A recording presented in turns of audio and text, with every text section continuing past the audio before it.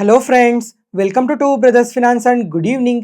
ಇವತ್ತಿನ ದಿನ ಸ್ಟಾಕ್ ಮಾರ್ಕೆಟಲ್ಲಿ ಬೆಳಿಗ್ಗೆಯಿಂದ ಸಂಜೆವರೆಗೂ ಏನು ನಡೆದಿದೆ, ನಾಳೆ ನಮ್ಮ ಮಾರ್ಕೆಟ್ಸ್ ಯಾವ ಥರ ಇರ್ಬೋದು ಅಂತ ಈ ವಿಡಿಯೋದಲ್ಲಿ ಮಾತಾಡ್ಕೊಳ್ಳೋಣ. ಇವತ್ತಿನ ಮಾರ್ಕೆಟ್ ವಿಷಯಕ್ಕೆ ಬಂದರೆ ಸೆನ್ಸೆಕ್ಸ್ 31 ಪಾಯಿಂಟ್ಸ್ ಡೌನ್ ಆಗಿ 85,106 ಕ್ಲೋಸ್ ಆಗಿದೆ. ನಿಫ್ಟಿ 46 ಪಾಯಿಂಟ್ಸ್ ಡೌನ್ ಆಗಿ 25,986 ಕ್ಲೋಸ್ ಆಗಿದೆ. ಬ್ಯಾಂಕ್ ನಿಫ್ಟಿ 74 ಪಾಯಿಂಟ್ಸ್ ಗೇನ್ ಆಗಿ 59,348 ಕ್ಲೋಸ್ ಆಗಿದೆ. ಫ್ರೆಂಡ್ಸ್, ಇವತ್ತು ಮಾರ್ಕೆಟ್ ನೋಡಿದ್ರಾ ಸ್ವಲ್ಪ ನೆಗೆಟಿವ್ ಆಗಿ ರಿಯಾಕ್ಟ್ ಆಗಿದೆ. ಆದರೆ ಈ ಲಾರ್ಜ್ ಕ್ಯಾಪ್ಸ್ಗೆ ಕಂಪೇರ್ ಮಾಡಿಕೊಂಡ್ರೆ ಇವತ್ತು ಮಿಡ್ ಆ್ಯಂಡ್ ಸ್ಮಾಲ್ ಕ್ಯಾಪ್ಸ್ ಇನ್ನೂ ಸ್ವಲ್ಪ ಜಾಸ್ತಿನೇ ಫಾಲ್ ಆಗಿದ್ದಾವೆ. ಮತ್ತು ಫ್ರೆಂಡ್ಸ್, ಇವತ್ತು ಮಾರ್ಕೆಟ್ ಏನಕ್ಕೆ ಈ ಥರ ಸ್ವಲ್ಪ ನೆಗೆಟಿವ್ ಆಗಿ ರಿಯಾಕ್ಟ್ ಆಗಿದೆ ಅಂತ ನೋಡಿಕೊಂಡ್ರೆ, ಫ್ರೆಂಡ್ಸ್ ಇವತ್ತು ಬುಧವಾರ, ಇಂದಿನ ಬುಧವಾರ ಇದೇ ದಿನ ಮಾರ್ಕೆಟ್ಸ್ ಯಾವ ಥರ ಇತ್ತೇಳಿ ತುಂಬಾ ಪಾಸಿಟಿವ್ ಆಗಿ ರಿಯಾಕ್ಟ್ ಆಗಿತ್ತು. ಯಾಕಂದರೆ ಉಕ್ರೇನ್ ಅವರು ಈ ಪೀಸ್ ಡೀಲ್ನ ಒಪ್ಕೊತಾ ಇದ್ದೀವಿ ಅಂತ ಡೊನಾಲ್ಡ್ ಟ್ರಂಪ್ ಅವ್ರ ಹತ್ರ ಸ್ಟೇಟ್ಮೆಂಟ್ಸ್ನ ಮಾಡಿದ್ರು. ಆ ಕಾರಣದಿಂದ ನಮ್ಮ ಮಾರ್ಕೆಟ್ಸ್ ಮಾತ್ರನೇ ಅಲ್ಲ, ಗ್ಲೋಬಲ್ ಮಾರ್ಕೆಟ್ಸ್ ಕೂಡ ತುಂಬಾ ಪಾಸಿಟಿವ್ ಆಗಿ ರಿಯಾಕ್ಟ್ ಆಗಿದ್ವು. ಯಾಕಂದರೆ 3 ವರ್ಷ ಆದಮೇಲೆ ಈ ಎರಡೂ ಕಂಟ್ರೀಸ್ ಮಧ್ಯ ಯುದ್ಧ ನಿಂತೋಗ್ತಾ ಇದೆ ಅನ್ನೋ ಒಂದು ಪಾಸಿಟಿವ್ ಸೆಂಟಿಮೆಂಟಿಂದ. ಆದರೆ ಇವತ್ತು ರಷ್ಯನ್ ಪ್ರೆಸಿಡೆಂಟ್ ಅವರಿಂದ ಈ ಪೀಸ್ ಡೀಲ್ ರಿಲೇಟೆಡ್ ಆಗಿ ಸ್ವಲ್ಪ ಕಮೆಂಟ್ಸ್ ಬಂದಿದ್ದಾವೆ. ಏನಂದರೆ, ನೆನ್ನೆ ಈ ಪೀಸ್ ಡೀಲ್ಗೋಸ್ಕರ US ಇಂದ ಸ್ವಲ್ಪ ಅಫಿಷಿಯಲ್ಸ್ ಎಲ್ಲ ರಷ್ಯಾಗೆ ಬಂದಿದ್ರು. ಆ ಟೈಮಲ್ಲಿ ಪುಟಿನ್ ಅವರು ಈ ಫೈನಲ್ ಡ್ರಾಫ್ಟಲ್ಲಿ ಯಾವ್ಯಾವ ಪಾಯಿಂಟ್ಸ್ ಇನ್ಕ್ಲೂಡ್ ಆಗಿದ್ದಾವೆ ಅಂತ ಪ್ರತಿಯೊಂದನ್ನು ಚೆಕ್ ಮಾಡಿ, ಇವಾಗ ಇನ್ಕ್ಲೂಡ್ ಆಗಿರೋ ಪಾಯಿಂಟ್ಸ್ ಎಲ್ಲ ತುಂಬಾ ಚೆನ್ನಾಗಿದ್ದಾವೆ. ಆದರೆ ಈ ಪೀಸ್ ಡೀಲ್ ಸೈನ್ ಆಗಬೇಕಂದ್ರೆ ಈ ಪಾಯಿಂಟ್ಸೇ ಕನ್ಸಿಡರ್ ಮಾಡೋಕ್ಕಾಗಲ್ಲ, ಇನ್ನೂ ಸ್ವಲ್ಪ ಪಾಯಿಂಟ್ಸ್ ಎಲ್ಲ ಆ್ಯಡ್ ಮಾಡಬೇಕಾಗಿರುತ್ತೆ ಅಂತ ಸ್ಟೇಟ್ಮೆಂಟ್ಸ್ನ ಮಾಡಿದ್ದಾರೆ. ಅದರಿಂದ ಈ ಪೀಸ್ ಡೀಲ್ ಪರವಾಗಿ ಯಾವುದೇ ಥರ ಸೈನ್ ಕೂಡ ಆಗಿಲ್ಲ. ಅದರಿಂದ ಮಾರ್ಕೆಟ್ಸ್ ಇವತ್ತು ಸ್ವಲ್ಪ ನೆಗೆಟಿವ್ ಆಗಿ ರಿಯಾಕ್ಟ್ ಆಗಿರ್ಬೋದು. ಅದ್ರ ಜೊತೆಗೆ ಇವಾಗ US ಜೊತೆ ಈ ಮೀಟಿಂಗ್ ಶುರು ಆಗೋದಕ್ಕೂ ಮುಂಚೆ ಪುಟಿನ್ ಅವರು ಇನ್ನೊಂದು ಸ್ಟೇಟ್ಮೆಂಟ್ನ ಕೂಡ ಮಾಡಿದ್ದಾರೆ. ಏನಂದರೆ, ಇವಾಗ ಈ ಪೀಸ್ ಡೀಲ್ಗೋಸ್ಕರ ನೆಗೋಸಿಯೇಷನ್ಸ್ ಎಲ್ಲ ತುಂಬ ನಡೀತಾ ಇದಾವಲ್ವಾ, ಆ ನೆಗೋಸಿಯೇಷನ್ ನಡೆಯೋ ಟೈಮಲ್ಲೆಲ್ಲ ಯುರೋಪ್ ಅವರು ಅಡ್ಡ ಬರ್ತಾ ಇದ್ದಾರೆ. ಇವಾಗ ಈ ಎರಡೂ ಕಂಟ್ರೀಸ್ ಮಧ್ಯ ಟ್ರೇಡ್ ನೆಗೋಸಿಯೇಷನ್ಸ್ ನಡಿಬೇಕಾದ್ರೆಲ್ಲ ಅದಕ್ಕೋಸ್ಕರ ಯುರೋಪ್ ಅವ್ರಿಗೆ ಯುದ್ಧನೇ ಬೇಕಂದ್ರೆ ನಾನು ಯುದ್ಧ ಮಾಡೋದಕ್ಕೆ ಯಾವಾಗ ಬೇಕಾದರೂ ರೆಡಿನೇ ಇರ್ತೀನಿ ಅಂತ ಸ್ಟೇಟ್ಮೆಂಟ್ಸ್ನ ಮಾಡಿದ್ದಾರೆ. ನೋಡೋಣ ಇನ್ನು ಕಮಿಂಗ್ ಟೈಮಲ್ಲಿ ಈ ಪೀಸ್ ಡೀಲ್ ಬಗ್ಗೆ ಎಲ್ಲ ಕಮಿಂಗ್ ಟೈಮಲ್ಲಿ ಇನ್ನು ಯಾವ ಥರ ಸ್ಟೇಟ್ಮೆಂಟ್ಸ್ ಬರ್ತವೆ ಅಂತ. ಇವಾಗ ರಷ್ಯಾದವರು ಈ ಥರ ಕಮೆಂಟ್ಸ್ನ ಮಾಡಿದಾರಲ್ವಾ, ಅದಾದಮೇಲೆ US ಇಂದ ಯಾವ ಥರ ರಿಪ್ಲೈ ಬರುತ್ತೆ, ಮತ್ತು ಉಕ್ರೇನ್ ಅವ್ರ ಕಡೆಯಿಂದ ಯಾವ ಥರ ರಿಪ್ಲೈ ಬರುತ್ತೆ, ಅದು ಕಮಿಂಗ್ ಟೈಮಲ್ಲಿ ನಮ್ಮ ಮಾರ್ಕೆಟ್ಸ್ನ ಯಾವ ಥರ ಇಂಪ್ಯಾಕ್ಟ್ ಮಾಡುತ್ತೆ ಅಂತ ಪ್ರತಿಯೊಂದನ್ನು ಕಮಿಂಗ್ ಟೈಮಲ್ಲಿ ಮಾತಾಡ್ಕೊಳ್ಳೋಣ. ನೆಕ್ಸ್ಟ್ ಅದಾದಮೇಲೆ ಫ್ರೆಂಡ್ಸ್, ಇವಾಗ ರುಪಿ ನೋಡ್ತಾ ಇದ್ದೀರಾ ಕಂಟಿನ್ಯೂಸ್ ಆಗಿ ಫಾಲ್ ಆಗ್ತಾನೆ ಇದೆ ಎಗೇನೆಸ್ಟ್ ಡಾಲರ್. ಈಗ $1 90 ರೂಪೀಸ್ಗೆ ಟಚ್ ಆಗಿದೆ. ಜೊತೆಗೆ ಈ ಎಮರ್ಜಿಂಗ್ ಮಾರ್ಕೆಟ್ಸ್ ಅಲ್ಲೇ ಎಗೇನೆಸ್ಟ್ ಡಾಲರ್ ಹೈಯೆಸ್ಟ್ ಫಾಲ್ ಆಗಿರೋ ಕರೆನ್ಸಿ ಯಾವುದು ಅಂತ ಅಂದರೆ ಅದು ಇಂಡಿಯಾದೇ ಆಗಿರುತ್ತೆ. ಯಾಕಂದರೆ ಯಾವತ್ತೂ 1 ತಿಂಗಳಿಂದ 2 ತಿಂಗಳಿಂದ ಅಲ್ಲ, ಕಂಟಿನ್ಯೂಸ್ ಆಗಿ ರುಪಿ ಆದರೆ ಎಗೇನೆಸ್ಟ್ ಡಾಲರ್ ಫಾಲ್ ಆಗ್ತಾನೆ ಬರ್ತಾ ಇದೆ. ಈಗ ರುಪಿ ಏನಕ್ಕೆ ಈ ಥರ ಕಂಟಿನ್ಯೂಸ್ ಆಗಿ ಫಾಲ್ ಆಗ್ತಾ ಇದೆ ಅಂತ ಅಂದರೆ, ಫ್ರೆಂಡ್ಸ್ ಇವಾಗ ತುಂಬ ಸಲ ಮಾತಾಡ್ಕೊಂಡಿದ್ವಿ, FIS ಆದರೆ ನಮ್ಮ ಮಾರ್ಕೆಟಿಂದ ಕಂಟಿನ್ಯೂಸ್ ಆಗಿ ಸೆಲ್ ಮಾಡ್ತಾನೆ ಹೋಗ್ತಾ ಇದ್ದಾರೆ. ಲಾಸ್ಟ್ 2 ಇಯರ್ಸಲ್ಲಿ ನೋಡಿಕೊಂಡ್ರೆ 5 ಲಕ್ಷ ಕೋಟಿವರೆಗೂ ನಮ್ಮ ಮಾರ್ಕೆಟಲ್ಲಿ ಸೆಲ್ ಮಾಡಿದ್ದಾರೆ. ಅದ್ರ ಜೊತೆಗೆ ಇಂಡಿಯಾ ಮೇಲೆ ಇವಾಗ ಪ್ರೆಸೆಂಟ್ 50% ಟ್ಯಾರಿಫ್ ಇದೆ ಅಲ್ವಾ, ಆ ಟ್ಯಾರಿಫ್ ಇರೋ ಕಾರಣದಿಂದ ಕೂಡ ಇಂಡಿಯಾ US ಜೊತೆ ಅಷ್ಟಾಗಿ ಬಿಸ್ನೆಸ್ ಮಾಡೋಕ್ಕಾಗ್ತಿಲ್ಲ. ಅದರಿಂದ ಕೂಡ ರುಪಿ ವ್ಯಾಲ್ಯೂ ಅನ್ನೋದು ತುಂಬಾ ಫಾಲ್ ಆಗ್ತಾ ಇದೆ. ಮತ್ತು ಫ್ರೆಂಡ್ಸ್, ಇವಾಗ ರುಪಿ ಈ ಥರ ಫಾಲ್ ಆಗೋದ್ರಿಂದ ಯಾವ ಸೆಕ್ಟರ್ಗೆ ಅಡ್ವಾಂಟೇಜ್ ಇರುತ್ತೆ ಅಂತ ನೋಡಿಕೊಂಡ್ರೆ, ಮೊದಲನೇದಾಗಿ IT ಕಂಪನೀಸ್ಗೆ ಇದು ತುಂಬ ಅಡ್ವಾಂಟೇಜ್ ಆಗುತ್ತೆ. ಯಾಕಂದರೆ ನಾವು IT ಸರ್ವಿಸಸ್ ಎಲ್ಲ USಗೆ ಅಲ್ವಾ ತುಂಬ ಪ್ರೊವೈಡ್ ಮಾಡ್ತಾ ಇರೋದು. ಅಂದರೆ US ಇಂದನೇ ಈ IT ಕಂಪನೀಸ್ಗೆಲ್ಲ ಮೇಜರ್ ಆಗಿ ರೆವಿನ್ಯೂಸ್ ಬರುತ್ತೆ. ಅದರಿಂದ IT ಕಂಪನೀಸ್ಗೆ ಪಾಸಿಟಿವ್ ಆಗುತ್ತೆ. ಅದಾದಮೇಲೆ ಫಾರ್ಮಾ, ಟೆಕ್ಸ್ಟೈಲ್, ಕೆಮಿಕಲ್ ಈ ಕಂಪನೀಸ್ಗೂ ಕೂಡ ಇದು ತುಂಬಾ ಪಾಸಿಟಿವ್ ಆಗುತ್ತೆ. ಆದರೆ ಯಾರಿಗೆ ತುಂಬ ನೆಗೆಟಿವ್ ಆಗುತ್ತೆ ಅಂತ ನೋಡಿಕೊಂಡ್ರೆ, ಅದು ಆಯಿಲ್ ಮಾರ್ಕೆಟಿಂಗ್ ಕಂಪನೀಸ್ಗೆ ತುಂಬ ನೆಗೆಟಿವ್ ಆಗುತ್ತೆ. ಯಾಕಂದರೆ ನಾವು ಆಯಿಲ್ನ ತುಂಬ ಡಾಲರ್ ಮುಖಾಂತರನೇ ಪರ್ಚೇಸ್ ಮಾಡ್ತೀವಿ. ಅದಕ್ಕೋಸ್ಕರ ಈ ಆಯಿಲ್ ಮಾರ್ಕೆಟಿಂಗ್ ಕಂಪನೀಸ್ಗೆ ಇದು ತುಂಬ ನೆಗೆಟಿವ್ ಆಗುತ್ತೆ. ಅದರ ಜೊತೆಗೆ ಇನ್ನೊಬ್ರಿಗೆ ಇದು ತುಂಬ ಪಾಸಿಟಿವ್ ಆಗುತ್ತೆ. ಯಾರಿಗಂದ್ರೆ ಇಂಡಿಯಾಯಿಂದ ಬೇರೆ ಬೇರೆ ಕಂಟ್ರೀಸ್ಗೆ ಹೈಯರ್ ಎಜುಕೇಷನ್ಗೆ ಅಥವಾ ಜಾಬ್ ರಿಲೇಟೆಡ್ ಆಗಿ ಹೋಗಿರೋರು ಪ್ರತಿ ತಿಂಗಳು ಇಂಡಿಯಾಗೆ ದುಡ್ಡನ್ನು ಕಳಿಸ್ಬೇಕು ಅಂದರೆ ಅವ್ರಿಗೆ ಇದು ತುಂಬ ಪಾಸಿಟಿವ್ ಆಗುತ್ತೆ. ಯಾಕಂದರೆ ಮುಂಚೆ $1ನ ಸೆಂಡ್ ಮಾಡಿದ್ರೆ ನಮಗೆ 83 ರೂಪೀಸ್ ಹಂಗೆ ಬರೋದು. ಆದರೆ ಇವಾಗ ಅದೇ $1ನ ಸೆಂಡ್ ಮಾಡಿದ್ರೆ ನಮಗೆ 90 ರೂಪೀಸ್ವರೆಗೂ ಬರುತ್ತೆ. ಅದರಿಂದ ಎಜುಕೇಷನ್ಗೆ ಅಥವಾ ವರ್ಕ್ಗೆ ಹೋಗಿರೋರಿಗೆ ಇದು ಸ್ವಲ್ಪ ಪಾಸಿಟಿವ್ ಆಗುತ್ತೆ. ಆದರೆ ಫ್ರೆಂಡ್ಸ್, ಇವಾಗ ನಮ್ಮ ಇಂಡಿಯಾ ಪ್ರಕಾರ ಮಾತಾಡ್ಕೊಂಡ್ರೆ ನಮ್ಮ ಇಂಡಿಯಾಗೆ ಇದು ತುಂಬಾ ನೆಗೆಟಿವ್ ಆಗುತ್ತೆ. ನೋಡೋಣ ಕಮಿಂಗ್ ಟೈಮಲ್ಲಿ RBI ಏನಾದರೂ ಇದು ರಿಲೇಟೆಡ್ ಆಗಿ ಏನಾದರೂ ಸ್ಟೆಪ್ಸ್ ತಗೊಂತಾರಾ ಇಲ್ವಾ ಅಂತ. ಅದಾದಮೇಲೆ ಫ್ರೆಂಡ್ಸ್, ಇವಾಗ ಪುಟಿನ್ ಅವರು ನಮ್ಮ ಇಂಡಿಯಾಗೆ ಬರ್ತಾ ಇದ್ದಾರೆ. ನೋಡೋಣ ನಾಳೆ ಏನಾದರೂ ಈ ಡಿಫೆನ್ಸ್ ರಿಲೇಟೆಡ್ ಆಗಿ ಸ್ವಲ್ಪ ಪಾಸಿಟಿವ್ ಮೂಮೆಂಟಮ್ನ ನೋಡ್ಬೋದಾ ಅಂತ. ಅದ್ರ ಜೊತೆಗೆ ಇವತ್ತು RBI MPC ಮೀಟಿಂಗ್ ಶುರು ಆಗಿದೆ. ಫ್ರೆಂಡ್ಸ್, ಇವಾಗ ತುಂಬ ಅನಲಿಸ್ಟ್ ಎಲ್ಲ ಈ ಡಿಸೆಂಬರ್ ಮಂತಲ್ಲಿ 25 ಬೇಸಿಸ್ ಪಾಯಿಂಟ್ಸ್ ರೇಟ್ ಕಟ್ನ ಎಕ್ಸ್ಪೆಕ್ಟ್ ಮಾಡ್ತಾನೆ ಇದ್ದಾರೆ. ಇದ್ರ ಬಗ್ಗೆ ನಾಳೆ ಕಂಪ್ಲೀಟಾಗಿ ಮಾತಾಡ್ಕೊಳ್ಳೋಣ. ಈ ಥರ ಕಾಂಪ್ಲಿಕೇಟೆಡ್ ಇನ್ಫಾರ್ಮೇಷನ್ ಎಲ್ಲ ಸಿಂಪ್ಲಿಫೈ ಮಾಡಿ ನಿಮ್ಮ ಮುಂದೆ ತರ್ತಾ ಇದೀವಲ್ಲ, ಯಾವುದೇ ಪಾಯಿಂಟಲ್ಲಿ ನಾನು ಹೇಳೋ ಇನ್ಫಾರ್ಮೇಷನ್ ನಿಮಗೆ ಯೂಸ್ಫುಲ್ ಅನಿಸಿದ್ರೆ ಈ ವಿಡಿಯೋನ ಲೈಕ್ ಮಾಡಿ, ಮತ್ತು ನಿಮ್ಮ ಫ್ರೆಂಡ್ಸಲ್ಲಿ ಯಾರಿಗಾದ್ರೂ ಸ್ಟಾಕ್ ಮಾರ್ಕೆಟ್ ಬಗ್ಗೆ ಇಂಟ್ರೆಸ್ಟ್ ಇರೋರಿಗೆ ಈ ವಿಡಿಯೋಸ್ನ ಶೇರ್ ಮಾಡಿ, ಅವ್ರಿಗೂ ತುಂಬ ಉಪಯೋಗ ಆಗುತ್ತೆ. Next market key updates. First ಇವಾಗ ಬ್ಯಾಂಕ್ಸ್ ಬಗ್ಗೆ ಮಾತಾಡ್ಕೊಳ್ಳೋಣ. ಫ್ರೆಂಡ್ಸ್, ಇವಾಗ ಈ ಬ್ಯಾಂಕಿಂಗ್ ಸೆಕ್ಟರ್ ಬಗ್ಗೆ ನಿನ್ನೆನೆ ಪ್ರತಿಯೊಂದನ್ನು ಕ್ಲಿಯರ್ ಆಗಿ ಮಾತಾಡ್ಕೊಂಡಿದ್ವಿ. ಜೊತೆಗೆ ನಿನ್ನೆ ವಿಡಿಯೋನ ತುಂಬಾ ಜನ ನೋಡಿಲ್ಲ, ಅದಕ್ಕೋಸ್ಕರ ಇನ್ನೊಂದ್ಸಲ ಜಸ್ಟ್ ಇವಾಗ ಹೈಲೈಟ್ ಮಾಡ್ತಾ ಇದ್ದೀನಿ. ಅದ್ರ ಜೊತೆಗೆ ನಿನ್ನೆ ಆದ್ರೆ ಬ್ಯಾಂಕ್ ನಿಫ್ಟಿಯಲ್ಲೇ ಹೆವಿ ವೇಟೇಜ್ ಕಂಪನೀಸ್ ಆದ HDFC ಬ್ಯಾಂಕ್ ಮತ್ತೆ ICICI ಬ್ಯಾಂಕ್ ಫಾಲ್ ಆಗಿದ್ವು. ಆದ್ರೆ ಇವತ್ತು ಈ ಕಂಪನೀಸ್ ಏನೋ ಪಾಸಿಟಿವ್ ಆಗಿದ್ದಾವೆ. ಈ PSU ಬ್ಯಾಂಕ್ಸ್ ಎಲ್ಲ ಕಂಪ್ಲೀಟ್ ಆಗಿ ಫಾಲ್ ಆಗಿದ್ದಾವೆ.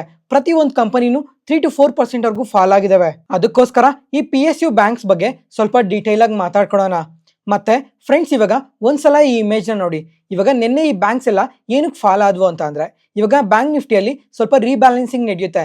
ಈ ತರ ರೀಬ್ಯಾಲೆನ್ಸಿಂಗ್ ನಡೆಯೋ ಕಾರಣದಿಂದ ಇವಾಗ ಬ್ಯಾಂಕ್ ನಿಫ್ಟಿಯಲ್ಲಿ 12 ಸ್ಟಾಕ್ಸ್ ಇದಾವೆ, ಅವು 14 ಆಗುತ್ತೆ.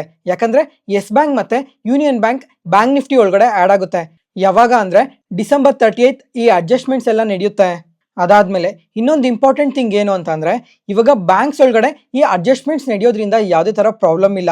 ಈ ಎರಡು ಬ್ಯಾಂಕ್ಸ್ಗೆ ತುಂಬಾನೇ ಪಾಸಿಟಿವ್ ಆಗುತ್ತೆ. ಆದ್ರೆ ಇವಾಗ ಒಂದ್ಸಲ ಈ ಇಮೇಜ್ನ ನೋಡಿ. ಇದರಲ್ಲಿ ಈಗ ಈ ಕರೆಂಟ್ ವೈಟೇಜ್ ಹತ್ರ ನೋಡಿ, HDFC ಬ್ಯಾಂಕ್ಗೆ 27.5% ವೈಟೇಜ್ ಇದೆ. ಅದು 4 ಟ್ರೆಂಚಸ್ ಕಂಪ್ಲೀಟ್ ಆಗೋ ಅಷ್ಟೊತ್ತಿಗೆ ಅದು 18.9%ಗೆ ಬರುತ್ತೆ.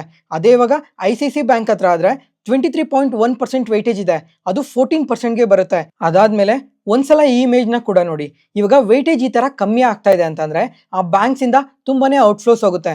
ಇವಾಗ HDFC ಬ್ಯಾಂಕ್ ಅಲ್ಲಿ ಆದ್ರೆ $322 million ಔಟ್ಫ್ಲೋಸ್ ಹೋಗುತ್ತೆ. ICICI ಬ್ಯಾಂಕ್ ಅಲ್ಲಿ $348 million ಔಟ್ಫ್ಲೋಸ್ ಆಗುತ್ತೆ. ಇವಾಗ ವೇಟೇಜ್ನ ಕಟ್ ಮಾಡ್ತಾ ಇದ್ರಲ್ವಾ, ಅದನ್ನ ಅಡ್ಜಸ್ಟ್ಮೆಂಟ್ ಕೂಡ ಮಾಡಬೇಕಾಗಿರುತ್ತೆ. ಅದಕ್ಕೋಸ್ಕರನೇ ಈ ತರ ಔಟ್ಫ್ಲೋಸ್ ಆಗೋದು. ಇವಾಗ ಮ್ಯೂಚುವಲ್ ಫಂಡ್ಸ್ ಎಲ್ಲ ಸೆಲ್ ಮಾಡ್ತಾರೆ ಸ್ವಲ್ಪ, ಅದರಿಂದ ಆ ಟೈಮಲ್ಲಿ HDFC ಬ್ಯಾಂಕ್ ಮತ್ತೆ ICICI ಬ್ಯಾಂಕ್ ಸ್ವಲ್ಪ ಫಾಲ್ ಆಗೋ ಚಾನ್ಸಸ್ ಕೂಡ ಇರುತ್ತೆ. ಅದ್ರ ಜೊತೆಗೆ ಆಕ್ಸಿಸ್ ಬ್ಯಾಂಕ್ ಅಲ್ಲೂ ಕೂಡ ನಿಯರ್ಲಿ $51 million ಔಟ್ಫ್ಲೋಸ್ ಹೋಗುತ್ತೆ. ಮತ್ತೆ ಕೋಟಕ್ ಬ್ಯಾಂಕ್ ಅಲ್ಲೂ $42 million ಔಟ್ಫ್ಲೋಸ್ ಹೋಗುತ್ತೆ. ಮತ್ತೆ ಫ್ರೆಂಡ್ಸ್, ಇವಾಗ ಈ ಅಡ್ಜಸ್ಟ್ಮೆಂಟ್ಸ್ ಎಲ್ಲ ಯಾವಾಗ ನಡೆಯುತ್ತೆ, 4 ಟ್ರೆಂಚಸ್ ಯಾವಾಗ ಇದೆ ಅಂತ ಚೆಕ್ ಮಾಡಿದ್ರೆ December 30th ಒಂದು ಅಡ್ಜಸ್ಟ್ಮೆಂಟ್ ಇದೆ. ಅದಾದ್ಮೇಲೆ January, February, March ಈ ತರ ಪ್ರತಿ ಒಂದು ತಿಂಗಳಲ್ಲೂ ಅಡ್ಜಸ್ಟ್ಮೆಂಟ್ಸ್ ಇರುತ್ತೆ. ಆ ಟೈಮಲ್ಲಿ ನೋಡೋಣ ಈ ಕಂಪನೀಸ್ ಎಲ್ಲ ಯಾವ ತರ ರಿಯಾಕ್ಟ್ ಆಗ್ತವೆ ಅಂತ. ನೆಕ್ಸ್ಟ್ ಅದಾದ್ಮೇಲೆ ಇವತ್ತು ನಿಫ್ಟಿ PSU ಇಂಡೆಕ್ಸ್ ಆದ್ರೆ ನಿಯರ್ಲಿ 3% ವರೆಗೂ ಫಾಲ್ ಆಗಿದೆ. ಫ್ರೆಂಡ್ಸ್, ಇವಾಗ ಈ PSU ಬ್ಯಾಂಕ್ಸ್ ಎಲ್ಲ ರೀಸೆಂಟ್ ಟೈಮಲ್ಲಿ ತುಂಬಾನೇ ರ್ಯಾಲಿ ಆಗಿದ್ವು ಅಂತ ತುಂಬಾ ಸಲನೇ ಮೆನ್ಷನ್ ಮಾಡಿದ್ದೆ. ಜೊತೆಗೆ ನಿನ್ನೆ ಮಾರ್ಕೆಟ್ ನ್ಯೂಸ್ ಅಲ್ಲೂ ಮೆನ್ಷನ್ ಮಾಡಿದ್ದೆ. ಮತ್ತೆ ಇವತ್ತಾದ್ರೆ ಈ ಪ್ರತಿಯೊಂದು PSU ಬ್ಯಾಂಕ್ಸ್ ಕೂಡ ನಿಯರ್ಲಿ 3 to 5% ವರೆಗೂ ಫಾಲ್ ಆಗಿದ್ದಾವೆ. ಈಗ ಈ ಲಾಸ್ಟ್ 3 months ಅಲ್ಲಿ ಏನಕ್ಕೆ ಈ PSU ಬ್ಯಾಂಕ್ಸ್ ಎಲ್ಲ ಇಷ್ಟು ಪಾಸಿಟಿವ್ ಆಗಿ ರಿಯಾಕ್ಟ್ ಆಗಿದ್ವು ಅಂತ ಅಂದ್ರೆ, ಅದ್ರಲ್ಲೂ ಮೇಜರ್ ರೀಸನ್ ಬಂದು ಈ PSU ಬ್ಯಾಂಕ್ಸ್ ಅಲ್ಲಿ FDI ಲಿಮಿಟ್ಸ್ ನ 20% ಇಂದ 49%ಗೆ ಇನ್ಕ್ರೀಸ್ ಮಾಡ್ತಾರೆ ಅನ್ನೋ ಒಂದು ಪಾಸಿಟಿವ್ ಸೆಂಟಿಮೆಂಟ್ಸ್ ಇಂದ ಈ ತರ ಪಾಸಿಟಿವ್ ಆಗಿ ರಿಯಾಕ್ಟ್ ಆಗಿದ್ವು. ಆದ್ರೆ ನಿನ್ನೆ ಫಿನಾನ್ಸ್ ಮಿನಿಸ್ಟರ್ ಅವರು ನಿನ್ನೆ ಕ್ಲಾರಿಫಿಕೇಶನ್ ಕೊಟ್ಟಿದ್ದಾರೆ. FDI ಲಿಮಿಟ್ಸ್ ನ ಇನ್ಕ್ರೀಸ್ ಮಾಡೋದಕ್ಕೆ ಯಾವುದೇ ತರ ಪ್ರಪೋಸಲ್ ಏನೂ ಇಲ್ಲ ಅಂತ ಕ್ಲಾರಿಫಿಕೇಶನ್ ಕೊಟ್ಟಿದ್ದಾರೆ. ಅದರಿಂದನೇ ಈ ತರ ಫಾಲ್ ಆಗ್ತಾ ಇರೋದು. ಇವಾಗ ಲಾಸ್ಟ್ 3 months ಅಲ್ಲಿ ಈ PSU ಬ್ಯಾಂಕ್ಸ್ ಅಲ್ಲಿ ತುಂಬಾ ಜನ ಇನ್ವೆಸ್ಟ್ ಮಾಡಿದ್ರು. ಇವಾಗ ಲಿಮಿಟ್ಸ್ ಏನು ಇನ್ಕ್ರೀಸ್ ಮಾಡಲ್ಲ ಅಂತ ಕ್ಲಾರಿಫಿಕೇಶನ್ ಸಿಕ್ಕಿರೋ ಕಾರಣದಿಂದ ಇವತ್ತು ಈ PSU ಬ್ಯಾಂಕ್ಸ್ ಅಲ್ಲೆಲ್ಲ ಪ್ರಾಫಿಟ್ ಬುಕಿಂಗ್ ನಡೆದಿದೆ. ಅದರಿಂದನೇ ಈ ತರ ಫಾಲ್ ಆಗಿರೋದು. ನೋಡೋಣ ಇನ್ನ ಕಮಿಂಗ್ ಟೈಮಲ್ಲಿ ಇದ್ರ ರಿಲೇಟೆಡ್ ಆಗಿ ಇನ್ನ ಏನಾದ್ರು ಪಾಸಿಟಿವ್ ಅಪ್ಡೇಟ್ಸ್ ಬರ್ತಾವ ಅಂತ.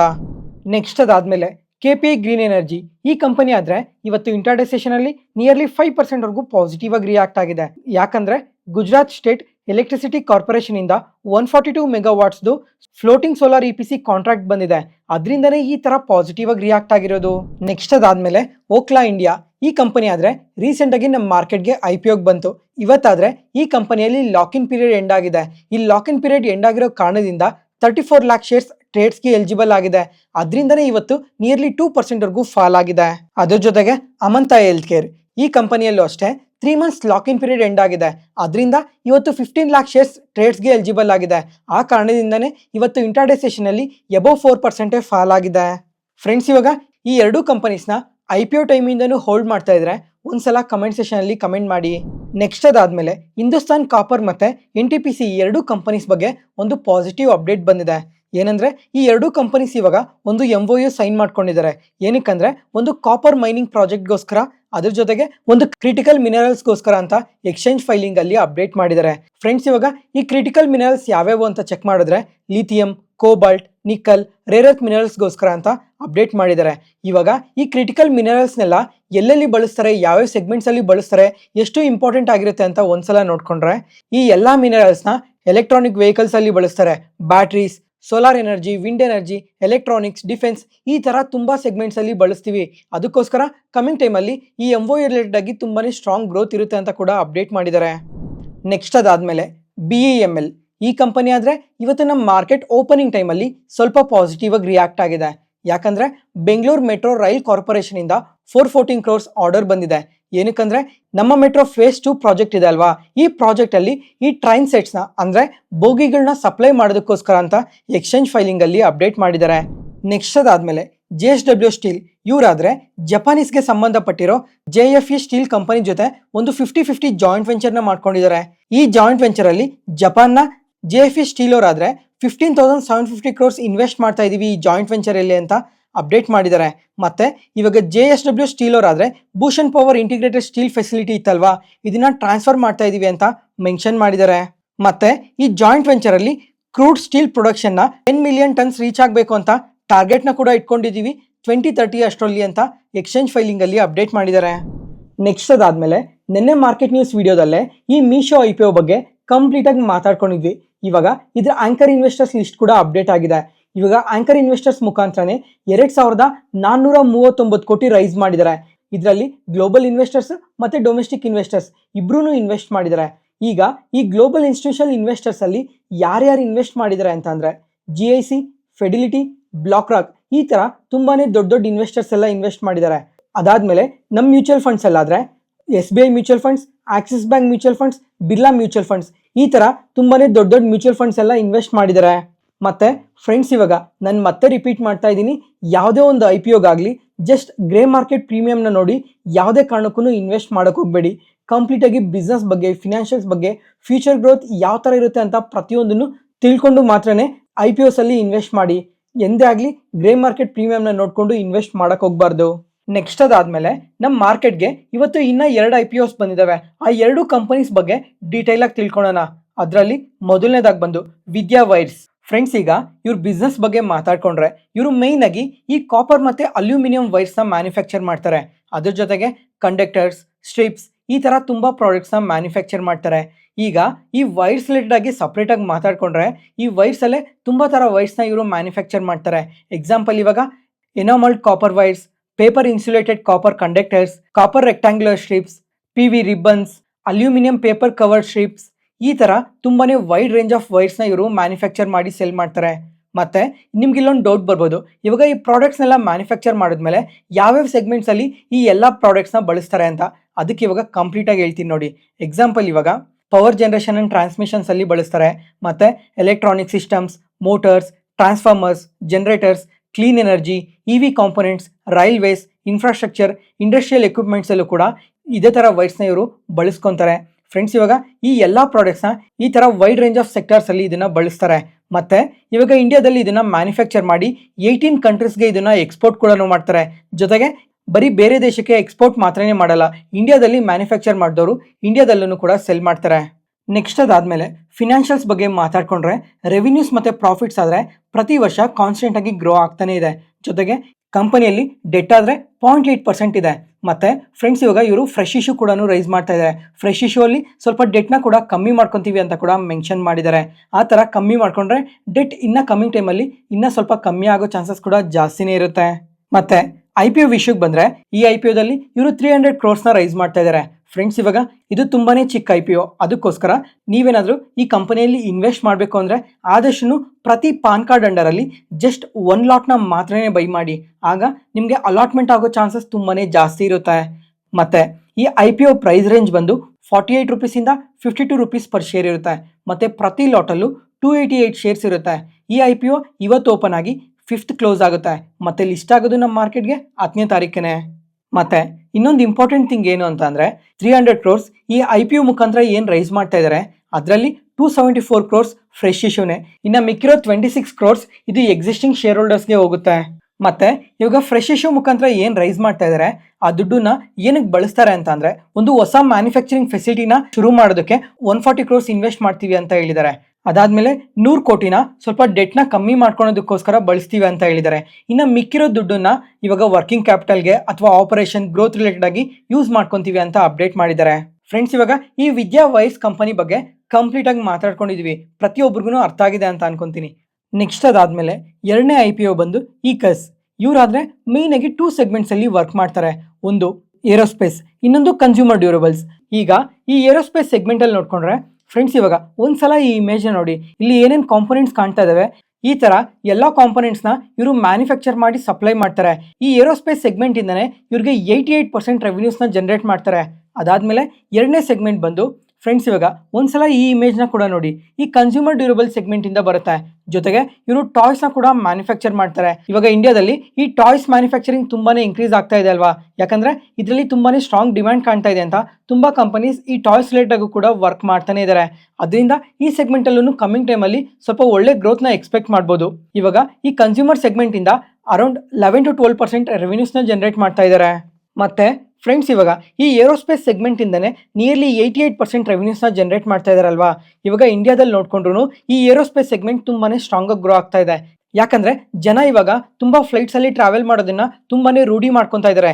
ಜೊತೆಗೆ ಟೂರಿಸಂ ಕೂಡ ತುಂಬಾ ಡೆವಲಪ್ ಆಗ್ತಿರೋ ಕಾರಣದಿಂದ ಈ ಏರೋಸ್ಪೇಸ್ ಸೆಗ್ಮೆಂಟ್ ತುಂಬಾನೇ ಸ್ಟ್ರಾಂಗ್ ಆಗಿ ಗ್ರೋ ಆಗುತ್ತೆ. ಅದರಿಂದ ಈ ಕಂಪನಿಗೂ ಕೂಡ ತುಂಬಾನೇ ಅಡ್ವಾಂಟೇಜ್ ಇರುತ್ತೆ. ಮತ್ತೆ ಕಂಪನಿ ಫಿನಾನ್ಷಿಯಲ್ಸ್ ನೋಡ್ಕೊಂಡ್ರೆ ರೆವಿನ್ಯೂಸ್ ಆದ್ರೆ ಬೆಟರ್ ಆಗಿ ಗ್ರೋ ಆಗ್ತಾ ಇದೆ, ಆದ್ರೆ ಪ್ರಾಫಿಟ್ಸ್ ಪ್ರತಿ ವರ್ಷ ಲಾಸಸ್ನೇ ಪೋಸ್ಟ್ ಮಾಡ್ತಾ ಇದ್ದಾರೆ. ಮತ್ತೆ ಈ ಕಂಪನಿಯಲ್ಲಿ ಡೆಟ್ ಟು ಇಕ್ವಿಟಿ ರೇಷಿಯೋ ನೋಡ್ಕೊಂಡ್ರೆ ನಿಯರ್ಲಿ 1% ಇದೆ. ಇವಾಗ ಈ IPO ದಲ್ಲಿ ಏನು ರೈಸ್ ಮಾಡ್ತಾ ಇದ್ದಾರೆ ಅದರಲ್ಲಿ ಫ್ರೆಶ್ ಇಶ್ಯೂ ಕೂಡ ಇದೆ. ಈ ಫ್ರೆಶ್ ಇಶ್ಯೂ ಅಲ್ಲಿ ಸ್ವಲ್ಪ ಡೆಟ್ನ ಕೂಡ ಕಮ್ಮಿ ಮಾಡ್ಕೊಂತೀವಿ ಅಂತ RHP ಅಲ್ಲಿ ಮೆನ್ಷನ್ ಮಾಡಿದ್ದಾರೆ. ನೋಡೋಣ ಕಮಿಂಗ್ ಟೈಮಲ್ಲಿ ಡೆಟ್ಟಿನ ಎಷ್ಟು ಕಮ್ಮಿ ಮಾಡ್ಕೊತಾರೆ ಅಂತ. ನೆಕ್ಸ್ಟ್ ಇವಾಗ IPO ಡೀಟೇಲ್ಸ್ ಬಗ್ಗೆ ಮಾತಾಡ್ಕೊಂಡ್ರೆ ಈ IPOದಲ್ಲಿ 921 ಕ್ರೋರ್ಸ್ನ ರೈಸ್ ಮಾಡ್ತಾ ಇದ್ದಾರೆ. ಅದರಲ್ಲಿ ಫ್ರೆಶ್ ಇಶ್ಯೂ ಬಂದು 670 ಕ್ರೋರ್ಸ್, ಇನ್ನು ಮಿಕ್ಕಿರೋ 251 ಕ್ರೋರ್ಸ್ OFSನೇ. ಇವಾಗ ಫ್ರೆಶ್ ಇಶ್ಯೂ ಮುಖಾಂತರ ಏನು 670 ಕ್ರೋರ್ಸ್ನ ರೈಸ್ ಮಾಡ್ತಾ ಇದ್ದಾರೆ ಅದರಲ್ಲಿ ಡೆಟ್ನ ಕಮ್ಮಿ ಮಾಡ್ಕೊಳೋದಕ್ಕೆ ಬಳಸ್ಕೊಂತೀವಿ ಅಂತ ಮೆನ್ಷನ್ ಮಾಡಿದ್ದಾರೆ. ಅದ್ರ ಜೊತೆಗೆ ಸ್ವಲ್ಪ ಎಕ್ಸ್ಪಾನ್ಷನ್ ರಿಲೇಟೆಡ್ ಆಗೂ ವರ್ಕ್ ಮಾಡ್ತಾ ಇದೀವಿ ಅಂತ ಹೇಳಿದ್ದಾರೆ. ನೋಡೋಣ ಇನ್ನು ಕಮ್ಮಿಂಗ್ ಟೈಮಲ್ಲಿ ಈ ಸೆಗ್ಮೆಂಟಲ್ಲೆಲ್ಲ ಯಾವ ಥರ ಗ್ರೋ ಆಗ್ತಾರೆ ಅಂತ. ಅದಾದಮೇಲೆ ಈ IPO ಪ್ರೈಸ್ ರೇಂಜ್ ಬಂದು 118 ರುಪೀಸಿಂದ 124 ರುಪೀಸ್ ಪರ್ ಶೇರ್ ಇರುತ್ತೆ. ಮತ್ತು ಪ್ರತಿ ಲಾಟಲ್ಲೂ 120 ಶೇರ್ಸ್ ಇರುತ್ತೆ. ಈ IPO ಇವತ್ತು ಓಪನ್ ಆಗಿದೆ ಮತ್ತು December 5th ಕ್ಲೋಸ್ ಆಗುತ್ತೆ. ನಮ್ಮ ಮಾರ್ಕೆಟ್ಗೆ ಲಿಸ್ಟ್ ಆಗೋದು 10ನೇ ತಾರೀಕು. ಫ್ರೆಂಡ್ಸ್ ಇವಾಗ ನಮ್ಮ ಮಾರ್ಕೆಟಲ್ಲಿ ಏನು 3 IPOಸ್ ಓಪನ್ ಆಗಿದ್ದಾವೆ ಇವೆಲ್ಲನೂ 10ನೇ ತಾರೀಕಿನೇ ನಮ್ಮ ಮಾರ್ಕೆಟ್ಗೆ ಲಿಸ್ಟ್ ಆಗುತ್ತೆ. ಈಗ ಮೀಶೋ, ವಿದ್ಯಾ ವೈರ್ಸ್, ಈಕಸ್ ಈ 3 ಕಂಪನೀಸು ಒಂದೇ ದಿನಲ್ಲಿ ಲಿಸ್ಟ್ ಆಗುತ್ತೆ. ನೋಡೋಣ ಲಿಸ್ಟ್ ಆಗೋ ದಿನ ಎಷ್ಟು ಲಿಸ್ಟಿಂಗ್ ಏನ್ಸ್ ಕೊಡ್ತವೆ ಇನ್ವೆಸ್ಟರ್ಸ್ಗೆ ಅಂತ. ಇವತ್ತಿಗೆ ಅಪ್ಡೇಟ್ಸ್ ಮುಗೀತು. ಈ ವಿಡಿಯೋ ಇಷ್ಟ ಆದರೆ ಲೈಕ್ ಮಾಡಿ, ಶೇರ್ ಮಾಡಿ, ಸಬ್ಸ್ಕ್ರೈಬ್ ಆಗಿ. ಮತ್ತೆ ನಾಳೆ ಹೊಸ ಸ್ಟಾಕ್ ಮಾರ್ಕೆಟ್ ನ್ಯೂಸ್ ಅನಾಲಿಸಿಸ್ ವಿಡಿಯೋಲಿ ಸಿಗೋಣ. ನಾನು ಹೇಳಿದ ಇನ್ಫಾರ್ಮೇಷನಲ್ಲಿ ಯಾವುದೇ ಥರ ಡೌಟ್ ಇದ್ದರೂ ಕಮೆಂಟ್ ಸೆಷನಲ್ಲಿ ಕಮೆಂಟ್ ಮಾಡಿ. ಪ್ರತಿಯೊಂದು ಕಮೆಂಟ್ಗೂ ರಿಪ್ಲೈ ಕೊಡ್ತೀನಿ. Thank you.